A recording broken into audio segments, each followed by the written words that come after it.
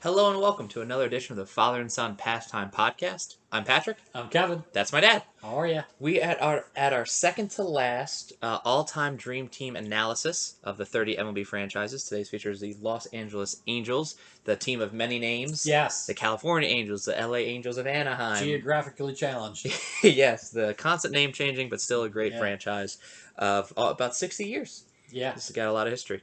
They do, and they've had some great players over the years, but I think they've stayed at the same stadium, but just changed names. Yeah, that sounds right. Yeah. So I thought that was ironic as well. That sounds. Yeah.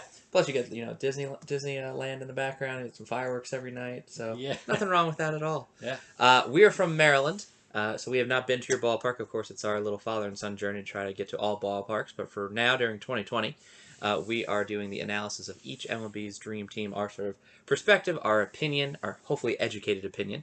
But feel free to disagree with us in the comments below. Share your thoughts. Give us a like, etc. there. If you're just joining us, you're new to what we do.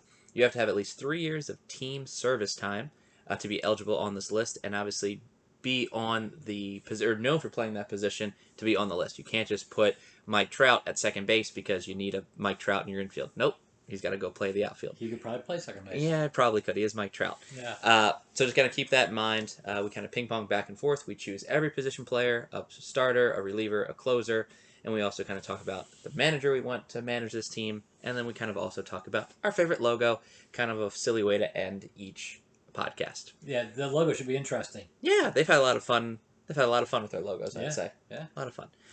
Dad, why don't you start us off? Start with catcher, and then we'll go back and forth from there. Well, we've mentioned him in a previous podcast. I have Lance Parrish as the catcher for the Angels. A great, steady influence, big man. I think he was an all-star catcher for a number of years, and he played on at least 2 different teams. But he was a consistent catcher. And again, just a real leader. One of the taller catchers in the major leagues when he was there. But he was, you didn't run over him at the plate. So, yeah. Now, did Lance have any gold gloves for L.A.? I don't think so. Detroit, yes. Okay. Yes. I think that's a great pick. I think that's someone who should obviously make the 25-man roster if that's what we were talking about. I went with, obviously, a newer name here with Bengie Molina. Again, you'll start to really see if you look at all our podcasts that I kind of choose newer, more names maybe that I recognize. He'll choose names that he's probably more familiar with. Benji has 2 gold gloves. Obviously, he's not stealing any bases. But I just wanted someone very solid defensively, maybe a familiar name behind the plate that I recognize there. That's good. He's not stealing any bases. It's not an insult. He's a Molina. There's just something about it. He's not the fastest runner. Yeah, he was a great double play candidate. Yes, he was. Grounded into double plays. Team leader. Yeah, that's right. But hey, you got to have a great catcher behind the plate in LA, and I'm choosing Benji there. Okay. For first base, again, you could put Pujols. Obviously, that's an option. Mm-hmm. I'm going to talk about him a little later on. But I went with Darin Erstad. I thought Darin Erstad, his 2000 year, that season was absolutely incredible. So if he's ever even able to just do a little bit of that, I think he deserves to be on this list.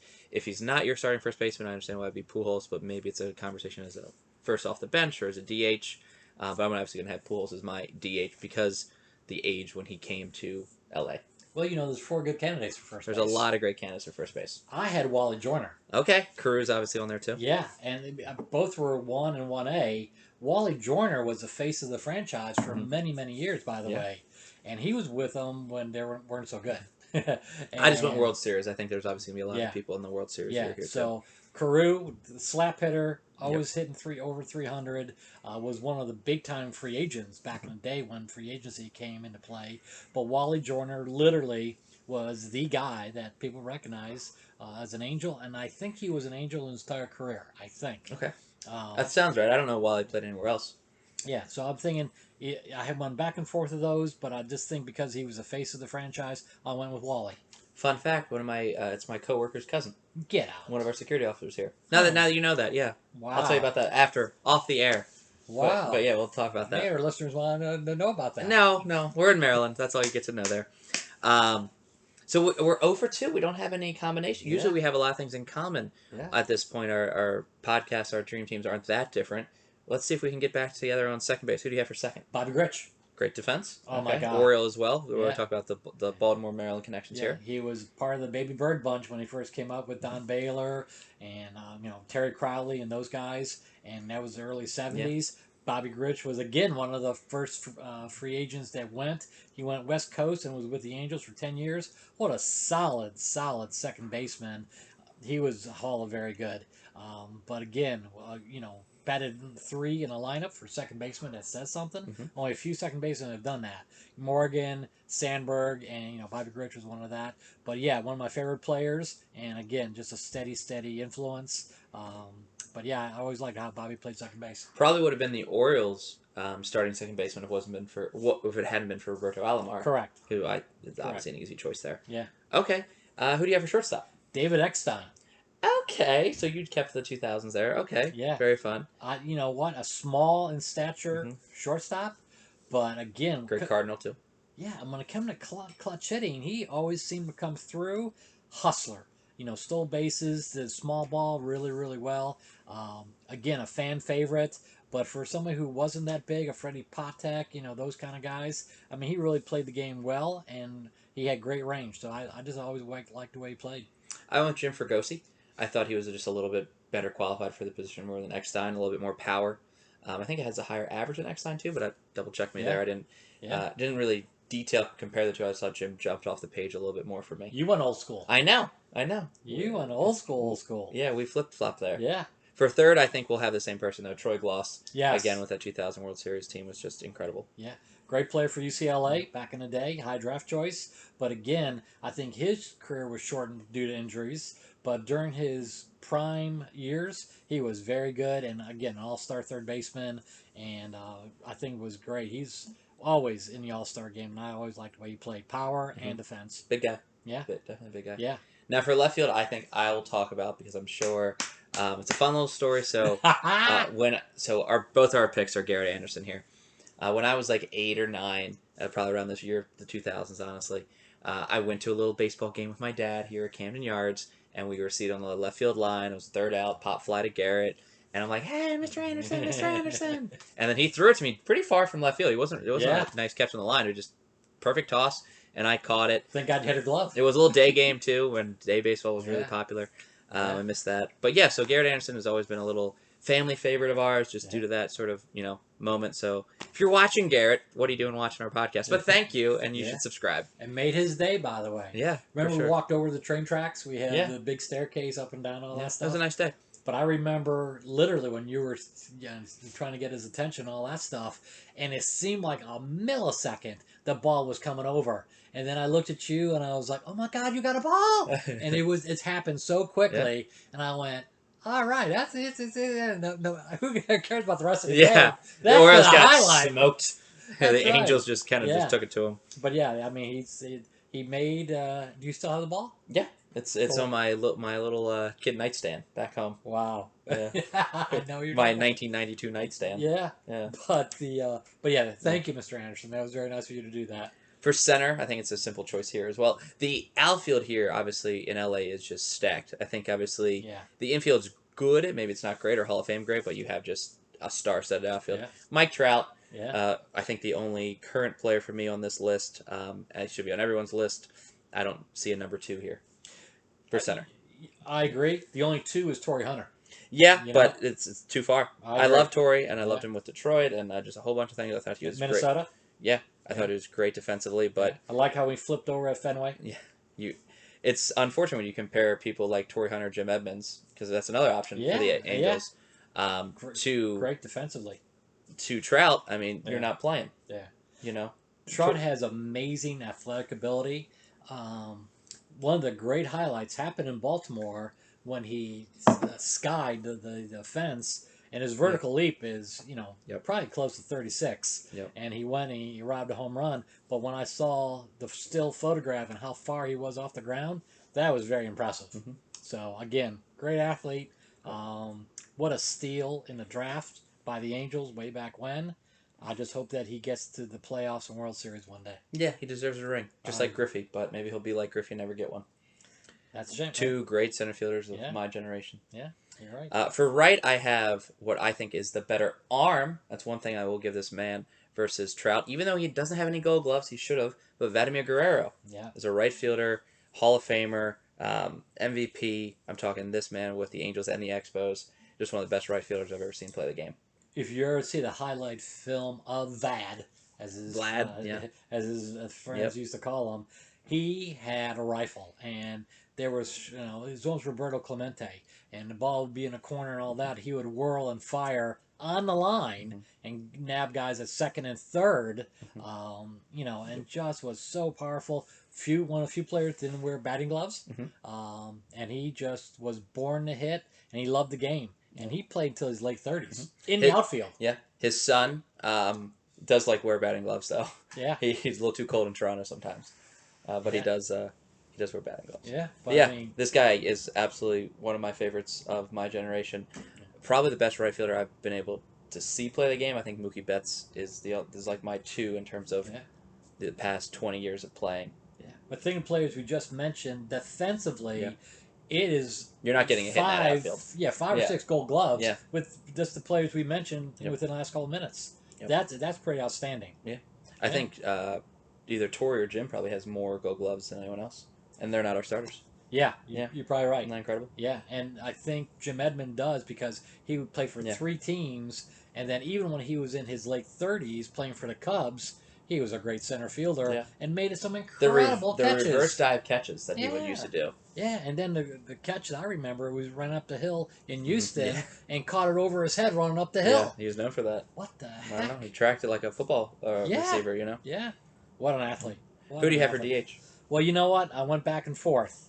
And, you look at Pujols and you say, where do I put him, where do I put him, where do I put him? And he's in the top 3. But I got Reggie Jackson as my DH, followed by a guy named Brian Dowling, who was a great player. And then, I know who you're talking about there, yeah. And then Pujols in there as well. So is your pick Jackson then? My pick is Jackson. Hard to obviously ignore a Hall of Famer, but both are Hall of Famers. Yeah. And Pujols has more home runs, obviously most with the Cardinals. Yeah. But I can't not put Pujols in this lineup. I know. I don't know how many years he has left. Maybe this is his last year. Maybe he does 2021. I don't know. Yeah. He's got 500 and how many home runs now? Oh, he has 600 plus at this point. Yeah, I think he's 5th on the all-time list. Wow. So it's 23rd round pick. Yeah. Wow. Look at Piazza. I know. It's 70-something. Rounds don't mean anything. No, not in the old days. Griffey is the only first-round pick of the overall first pick to go in the Hall of Fame in the history of baseball. I didn't know that. Yeah. Wow. Everything else, not that you're not a Hall of Famer if you're a first-round pick, but like sometimes you flame out, sometimes you're just okay. Yeah. Look at Matt Bush. Look at Mark Appel. Yeah. So some of these players just don't end up being anything. So you can get lucky any rounds. You're correct. Physical and mental game. It's all about scouting and relationships. Mm-hmm. But yeah, Reggie was awful good for a whole bunch of teams, and the DH really extended Reggie's career. Yeah, it does a lot. Look at Molitor. Yeah, you're right, and a lot of players fit in that category. But yeah, when you see Reggie's name, you're like, I got to put him in there somewhere. Mm-hmm. So, I felt the same with Pujols, and that's probably that age bias. Yeah. Moving into the pitching aspect of this all, we have some great offense, a lot of home runs, a lot of hits in both our lineups. Who's taking the mound? There are some options. It's not a lock for Nolan, by the way. I think there is an argument here. I got Chuck Finley. Really? So I think Chuck has more wins than Nolan as an Angel, too. Yeah, I do. That's what when I did the research. Yeah. Jared Weaver is an option, too. Don't knock on Weaver. Frank Tanana. I mean, there are some really, really good starting pitchers, but Chuck Finley, when they weren't so great, always was in the All-Star games and always has a winning record, and they would be 30 games below 500, and he'd be 16-10. So that tells me how good a pitcher he was, and very strong-arm, left-handed pitcher that was dominant during his career.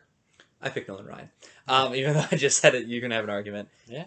Great argument. He'd said it all. I went with Nolan. I thought he was best in LA, just due to the amount of strikeouts he had.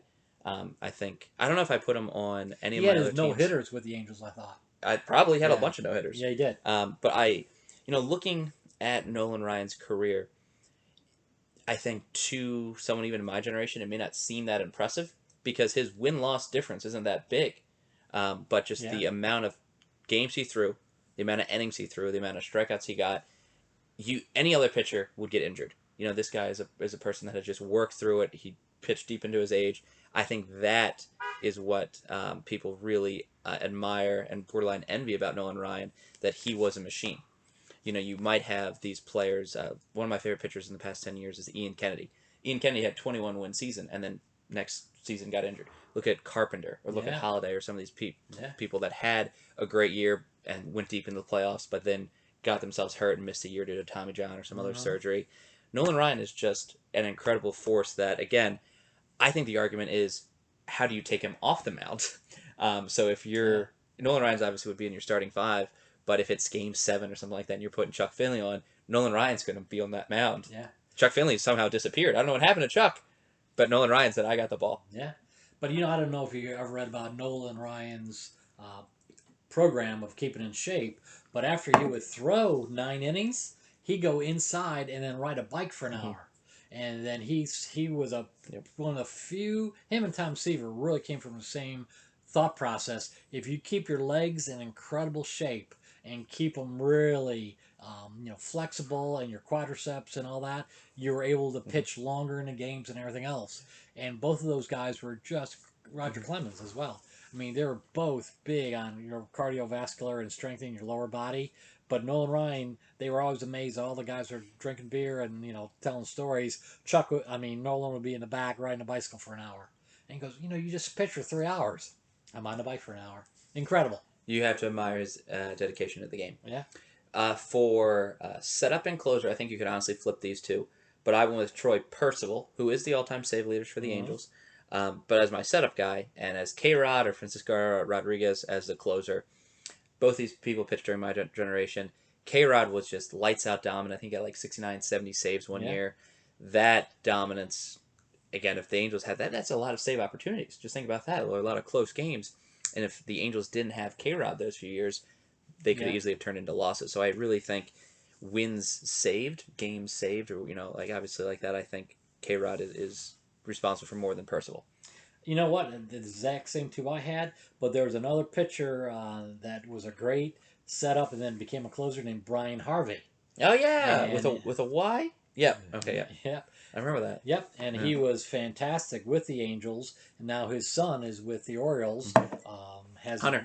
Has a bright future as well. But I had those three as my setup and closer guys and all that stuff. But you're right, Rodriguez was awful good, and again, just always pitch when he needed to pitch. I don't know how many innings he used to pitch per year, but Percival was the one that got the saves back in the day, and then Rodriguez went into his role afterwards. Yeah. But I just think, if I remember, K-Rod had a lot of those 1-run games, and Percival had a lot of 3-run games. Yeah. And I just thought the pressure was maybe more on Francisco, because I think he set a record for most saves in a year back then. So more eyes, I think, were on him than Percival. Yeah. Again, feel free to disagree. Yeah. But I just think he deserves this closer role just a little bit more. Yeah. Just one little note about pitching. I just want to mention Jim Abbott. Of course. Jim Abbott was, for those who don't know, was a pitcher that he only had one hand. He was born without one of his hands, but he had enough talent to go through high school, college, and pro baseball with one hand, and he would pitch and then would tuck his glove underneath his arm, and then as he pitched, he would work magic, get his glove on his other hand, and then be able to field and all that stuff. So if he fielded, then all of a sudden he would take the glove off and then throw it over to first base. But to pitch with that handicap in the major leagues and be successful, I thought it was a great story. Absolutely. Yeah. Shout out to Jim Abbott. Yeah, I agree. Who do you have for managing this team? Well, you mentioned him before, Jim Fregosi. Oh, okay. Yeah. So you're okay. Love when players come back to their teams and manage. He was a great manager, and he was a great shortstop. But he was the one that was old school. Mm-hmm. He was Earl Weaver of the West Coast. He was fiery. He used to, challenge umpires all the time, and he was their manager for several years. I think going on 10. Mm-hmm. And again, if you think about the Angels' face, he might be one of the 4 people that could be the face of the Angels. The Mount Rushmore of the Angels. Beautiful. And just, think about, player and manager, and think of the years together. He was part of that franchise. I think it was remarkable. He was a great manager. I went with someone, obviously, more from my generation. Mike Shosha, I think it's. I always mess that up. But I know that he's not well liked in LA due to some of the years of poor managing, some great years of managing. I think he has the most wins, but it's not a great winning percentage, if that makes He any wasn't good sense. with the media, I don't think. Yeah, I just don't. Yeah, I think he didn't have He maybe was the curt. tact. Yes. And I don't know how long Joe Madden has in LA. Last year coming up. Okay. Yeah. So if he's still got, they're still have to hit 3 years. So I don't think he'll be on that. But yeah, this is a fun team to kind of look into. Yeah. Hell of a offense, and with Lot of hits. dominant pitching. Yeah. This would be a hard team to beat. I agree. Yeah. Yeah, I mean, you think about strength up the middle. Think about Where are you getting it hit? You have to hit it over their heads in the Yeah. outfield. Yeah, I mean, Parrish, Grich, Eckstein, and then Mike Trout or the other great center fielders. Yeah. That's strong up the middle. So you Yeah. know, and then the right fielder is the best right fielder.